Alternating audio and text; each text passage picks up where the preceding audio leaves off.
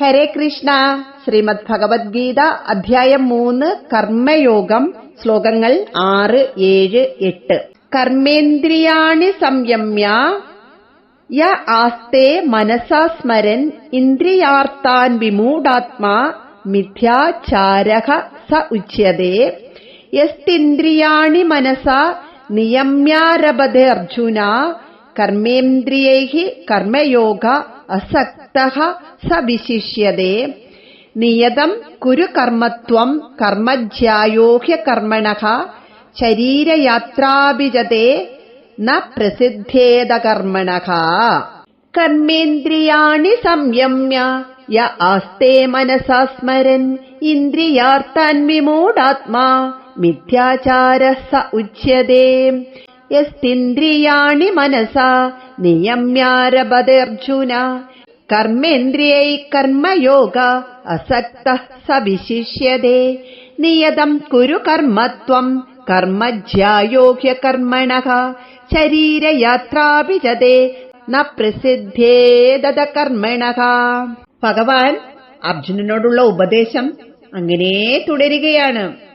ഭഗവാൻ പറയുകയാണ്, കർമ്മേന്ദ്രിയങ്ങളെ നിയന്ത്രിച്ചാൽ തന്നെയും മനസ്സ് വിഷയങ്ങളിൽ തന്നെ വ്യാപരിച്ചേക്കും. അപ്പോൾ ബാഹ്യമായ സംയമം കൊണ്ട് എന്തു ഫലം? ഈ വിധം സംയമം ശീലിക്കുന്നവനെ കപട നഡ്യക്കാരൻ എന്ന് പറയും. മനസ്സിനെ വിഷയങ്ങളിൽ നിന്ന് മോചിപ്പിക്കാൻ കഴിയാത്ത ചിലർ പ്രകടനത്തിന് വേണ്ടി ധ്യാനം ശീലിക്കാറുണ്ട്. കണ്ണുകൾ അടച്ച് സുഖാസനത്തിലിരിക്കുന്ന അവർ ഈശ്വരധ്യാനത്തിൽ മുഴുകി ഇരിക്കുകയാണെന്ന് സാധാരണക്കാർ കരുതും. അവരുടെ മനസ്സ് ലൗകിക വിഷയങ്ങളിൽ തന്നെ മുഴുകിയിരിക്കുകയാവും. അത്തരക്കാരെ കപടനാട്യക്കാരൻ അല്ലെങ്കിൽ മിഥ്യാചാരനെന്ന് ചിലർ വിശേഷിപ്പിക്കുന്നു. ഇന്ദ്രിയങ്ങൾക്ക് വേണ്ടിയാണ് വിഷയങ്ങൾ സൃഷ്ടിക്കപ്പെട്ടിട്ടുള്ളത്. നിയമവിധേയമായ വിഷയ അനുഭവം നിഷിദ്ധമല്ല. വിഷയവൈരാഗ്യം നേടിയെന്ന് സ്വയം ഉദ്ഘോഷിച്ചുകൊണ്ട് ശുഷ്കമായ തത്വജ്ഞാനം പ്രസംഗിച്ച് അനുയായികളെ സൃഷ്ടിച്ച് മഹാന്മാരാകുന്ന കപടനാട്യക്കാരുണ്ട്. അവരുടെ ധ്യാനം മിക്കവാറും ഭൗതിക പദാർത്ഥങ്ങളെക്കുറിച്ച് തന്നെയായിരിക്കും. യോഗി എന്ന് നടിച്ചുകൊണ്ട് സുഖഭോഗങ്ങൾക്ക് വേണ്ടി ഉള്ളാലെ ആർത്തിപ്പെട്ട് നടക്കുന്ന കപട സന്യാസി ലൗകിക വിഷയങ്ങളിൽ മുഴുകിക്കഴിയുന്ന പ്രാപഞ്ചികനേക്കാൾ നീചനും മോശക്കാരനുമാണ്. അയാളുടെ മനസ്സ് സദാ മലിനമായിരിക്കും. നിഷ്കർമ്മഭാവമാണ് അവരുടെ ലക്ഷ്യം. കർത്തവ്യപാലനത്തിൽ നിന്ന് കപടനാട്യത്തോടെ ഒഴിഞ്ഞുമാറി നിൽക്കുമ്പോഴും അവരുടെ മനസ്സ് ബാഹ്യകർമ്മങ്ങളിൽ മുഴുകിയിരിക്കും. ഭൗതിക വിഷയങ്ങളിൽ മുഴുകിക്കഴിയുന്നവന് പൂർണമായ വിരക്തി നേടാൻ കഴിയും. പക്ഷേ ബാഹ്യേന്ദ്രിയങ്ങളെ മാത്രം നിയന്ത്രിച്ചുകൊണ്ട് മനസ്സാ ഭൗതിക വിഷയങ്ങളിൽ വ്യാപരിക്കുകയും ധ്യാനം അഭിനയിക്കുകയും ചെയ്യുന്ന കപടയോഗിക്ക് മോചനമാർഗം ഇല്ലേയില്ല. വാസനാബദ്ധനായ അർജുനൻ യുദ്ധമെന്ന കർമ്മത്തിൽ നിന്ന് പിന്മാറുന്നത് ശ്രേയസ്കരമാവില്ല. ഏകാന്തവാസത്തിലും ആലസ്യത്തിലും ആണ്ടുപോയാൽ തമോ ഗുണശാലിയായി അധപ്പതിക്കുമെന്ന കാര്യം മുൻകൂട്ടി കണ്ടുകൊണ്ടാണ് ഭഗവാൻ യുദ്ധത്തിന് പ്രേരണ നൽകുന്നത്. അർജുന, ഇനി ഞാൻ യഥാർത്ഥ കർമ്മയോഗിയുടെ ലക്ഷണം പറയാം. മനസ്സുകൊണ്ട് ഇന്ദ്രിയങ്ങളെ അടക്കി അഹങ്കാരവും മമതയും വെടിഞ്ഞ് ഫലാസക്തി കൂടാതെ കർമാനുഷ്ഠാനം ചെയ്യുന്നവൻ വിശിഷ്ടനാകുന്നു. പരബ്രഹ്മത്തിൽ ലീനമായ മനസ്സോടെ ആഗ്രഹങ്ങൾ ഉപേക്ഷിച്ച് ധർമാനുസൃതമായ കർത്തവ്യങ്ങൾ അനുഷ്ഠിക്കുന്നതിൽ മുഴുകിക്കഴിയുന്നവൻ ലൗകിക വിഷയങ്ങളെ ഭയപ്പെടുന്നില്ല. അതുകൊണ്ട് അയാളുടെ ഇന്ദ്രിയങ്ങൾ വിഷയങ്ങളിൽ യഥേഷ്ടം വ്യാപരിക്കുന്നു. അയാൾ കർത്തവ്യാനുഷ്ഠാനത്തിൽ നിന്ന് പിന്മാറുന്നില്ല. എല്ലാ കർമ്മങ്ങളിലും അനാസക്ത ഭാവത്തിൽ ഏർപ്പെടുന്നു. കർമ്മേന്ദ്രിയങ്ങളുടെ വ്യാപാരത്തെ അയാൾ തടഞ്ഞു നിർത്തുന്നില്ല. ലൗകിക വ്യാപാരങ്ങളിലുണ്ടാകുന്ന തിരിച്ചടികളെ അയാൾ കാര്യമായി കരുതാറുമില്ല. അതേസമയം ശക്തിരഹിതനായി വിഷയങ്ങളിൽ മുഴുകുന്ന അയാളുടെ മനസ്സിനെ വിഷയങ്ങൾ ബാധിക്കാറുമില്ല. ആത്മനിയന്ത്രണം പാലിച്ചുകൊണ്ട് കർമ്മേന്ദ്രിയങ്ങളെ അതാതിന്റെ വിഷയങ്ങളെ വ്യാപരിപ്പിക്കുന്നവൻ വിശിഷ്ടനായ യോഗിയാകുന്നു. ഭൗതിക സുഖങ്ങൾ നിറഞ്ഞ സ്വച്ഛന്ത ജീവിതത്തിന് വേണ്ട മുതൽ സമ്പാദിക്കാനായി യോഗിയുടെ വേഷം കെട്ടി ധ്യാനം അഭിനയിക്കുന്ന കപടയോഗിയേക്കാൾ എല്ലാം കൊണ്ടും വിശേഷപ്പെട്ടവനാണ് മാന്യമായ രീതിയിൽ വിഷയസുഖങ്ങളിൽ മുഴുകി ജീവിക്കുന്ന സാധാരണ ഗൃഹസ്ഥൻ. പ്രിയപ്പെട്ട വസ്തുക്കളുടെ നേർക്ക് ആസക്തിയും അപ്രിയങ്ങളുടെ നേർക്ക് വിദ്വേഷവും ജനിപ്പിക്കുന്നത് ഇന്ദ്രിയങ്ങളാണ്. ആസക്തിക്കും വിദ്വേഷത്തിനും ദാർഢ്യമേറും തോറും ആത്മചിന്തയ്ക്ക് അവസരം കുറയും. പരമാത്മസ്വരൂപം മറഞ്ഞു പോകുകയും ചെയ്യും. അന്ധക്കരണത്തിൽ അടിഞ്ഞുകൂടുന്ന രാഗദ്വേഷങ്ങൾ കർമ്മവാസനകളായി പ്രകടമാകുന്നു. കർമാനുഷ്ഠാനത്തോടൊപ്പം ആസക്തിയുടെയും വിദ്വേഷത്തിന്റെയും ദാർഢ്യം കുറയ്ക്കാനാണ് സാധകൻ ശ്രമിക്കേണ്ടത്. ലക്ഷ്യബോധത്തോടെ ഫലാസക്തി ഉപേക്ഷിക്കുമ്പോൾ ഇന്ദ്രിയ നിഗ്രഹം എളുപ്പമാകും. ഫലാസക്തിയില്ലാതെ കർമാനുഷ്ഠാനങ്ങളിൽ മുഴുകുന്നവൻ ശ്രേഷ്ഠനാകുന്നത് അങ്ങനെയാണ്. അർജുന, നീ വിഹിതമായ കർമ്മങ്ങൾ മുറയ്ക്ക് ചെയ്യുക. എന്തെന്നാൽ അകർമ്മത്തേക്കാൾ ശ്രേഷ്ഠമാണ് നിനക്ക് വിഹിതമായ കർമ്മം. നീ കർമ്മമൊന്നും ചെയ്യുകയില്ലെന്ന് കരുതിയാൽ ശരീരസന്ധാരണം പോലും അസാധ്യമായി തീരും. കർമ്മം ചെയ്യാതിരിക്കുന്നത് കൊണ്ട് കർമ്മപാശത്തിൽ നിന്ന് മോചനം ലഭിക്കുമെന്ന് കരുതരുത്. ആസക്തിയോ മോഹങ്ങളോ ഇല്ലാതെ വിഹിതമായ കർമ്മമനുഷ്ഠിക്കുന്നത് ശ്രേയസ്കരമാണ്. നിനക്ക് വിധിക്കപ്പെട്ടിട്ടുള്ള കർമ്മങ്ങൾ അനുഷ്ഠിക്കുന്നത് കൊണ്ട് തന്നെ മോചനമാർഗം തുറന്നു കിട്ടും.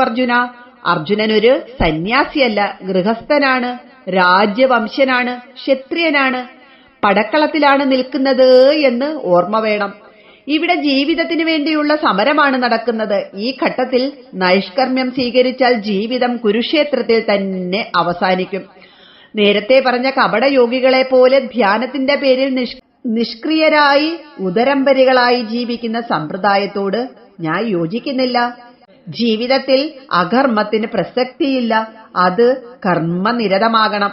ആസക്തിയില്ലാതെ, മമതയില്ലാതെ, ഫലേച്ഛയില്ലാതെ നിരന്തരം വിഹിതമായ കർമ്മങ്ങളിൽ മുഴുകുന്നവന് മുക്തി കവാടം തുറന്നു കിട്ടുക തന്നെ ചെയ്യും. ജീവസന്ധാരണം തന്നെ കർമ്മങ്ങളിൽ മുഴുകലാണ്.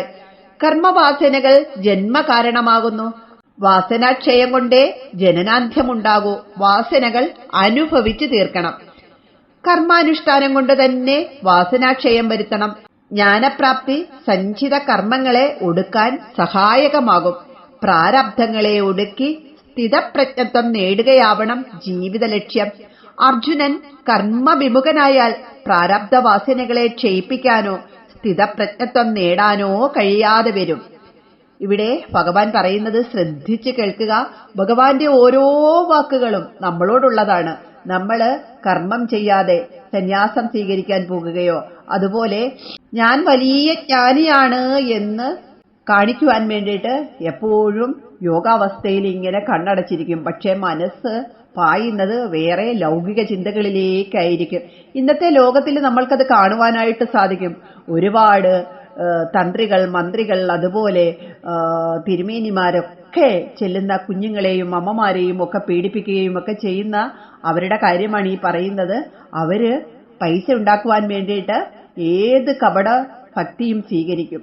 അങ്ങനെ ആകാതെ ഈശ്വര സാക്ഷാത്കാരം നേടുവാൻ വേണ്ടി ശുദ്ധ മനസ്സോടുകൂടി ആര് നമ്മൾക്ക് ഭഗവാൻ തന്നിട്ടുള്ള കർമ്മങ്ങൾ ചെയ്യുന്നുവോ അവർക്ക് ഈശ്വര സാക്ഷാത്കാരം അല്ലെങ്കിൽ ഈശ്വരന്റെ അനുഗ്രഹം ഉണ്ടാകും എന്ന് ഭഗവാൻ പറയുകയാണ്.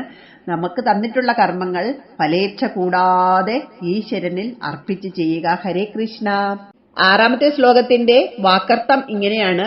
കർമ്മേന്ദ്രിയാണി സംയമ്യ യ ആസ്തേ മനസാ സ്മരൻ ഇന്ദ്രിയാർത്ഥാൻ വിമൂഢാത്മാ മിഥ്യാചാരഃ സ ഉച്യതേ. യഹ എന്നാൽ യാതൊരുവൻ, കർമ്മേന്ദ്രിയാണി കർമ്മേന്ദ്രിയങ്ങളെ, സംയമ്യ നിയന്ത്രിച്ചിട്ട്, ഇന്ദ്രിയാർത്ഥാൻ ഇന്ദ്രിയ വിഷയങ്ങളെ, മനസ മനസ്സുകൊണ്ട്, സ്മരൻ സ്മരിക്കുന്നതായി, ആസ്തേ വർദ്ധിക്കുന്നുവോ, വിമൂഢാത്മാ സഹ മൂഢാത്മാവായ അവൻ, സഹ എന്നാൽ അവൻ എന്നാണ് അർത്ഥം, മിഥ്യാചാരക കാപഢ്യക്കാരൻ, ഉച്യതേ പറയപ്പെടുന്നു. 7ാമത്തെ ശ്ലോകം. യസ്തിന്ദ്രിയാണി മനസാ നിയമ്യാരഭതേ അർജുന കർമ്മേന്ദ്രിയൈഃ കർമ്മയോഗ അസക്തഃ സ വിശിഷ്യതേ. നിയമ്യാരഭതേ അർജുന, ഹേ അർജുന, യഹ തു യാതൊരുവനാകട്ടെ. യഹ എന്നാൽ യാതൊരുവൻ എന്നാണ്. തു കൂടുമ്പോൾ ഒരുവനാകട്ടെ. മനസ മനസ്സുകൊണ്ട്, ഇന്ദ്രിയാണി ഇന്ദ്രിയങ്ങളെ, നിയമ്യ അസക്തഃ നിയന്ത്രിച്ചിട്ട് സംഘരഹിതനായി, കർമ്മേന്ദ്രിയൈഃ കർമ്മേന്ദ്രിയങ്ങളെ കൊണ്ട്, കർമ്മയോഗം ഫലേച്ഛ കൂടാതെയുള്ള കർമാനുഷ്ഠാനം, ആരഭതേ ആരംഭിക്കുന്നുവോ, സഹ അയാൾ, സഹ എന്നാൽ അയാളെന്നും അവനെന്നും ഒക്കെ അർത്ഥം വരും. വിശിഷ്യതേ വിശിഷ്ടനാകുന്നു. 8ാമത്തെ ശ്ലോകം. നിയതം കുരു കർമ്മത്വം കർമ്മജ്യായോ ഹ്യകർമ്മണഃ ശരീരയാത്രാഭിജതേ ന പ്രസിദ്ധേദകർമ്മണഃ. പ്രസിദ്ധേത് അകർമ്മണഃ. ത്വം നീ നിയതം നിശ്ചിതമായ കർമ്മ കുരു കർമ്മം ചെയ്യൂ. ഹി എന്നാൽ എന്തെന്നാൽ അകർമ്മണഃ അകർമ്മത്തെക്കാൾ. കർമ്മ എന്നാൽ കർമ്മം. ധ്യായക ശ്രേയസ്കരമാകുന്നു. തേ എന്നാൽ നിനക്ക്. ശരീരയാത്ര അഭിജ ശരീരസന്ധാരണം പോലും ന പ്രസിദ്ധേത് സഭ്യമാകുകയില്ല. ഹരേ കൃഷ്ണ. എല്ലാവരും ഇത് ശ്രദ്ധിച്ച് കേൾക്കണം. കാരണം നമ്മൾ ഓരോരുത്തരോടുമാണ് ഭഗവാൻ പറയുന്നത് എന്ന് ഞാൻ വീണ്ടും വീണ്ടും പറയുകയാണ്. ഹരേ കൃഷ്ണ.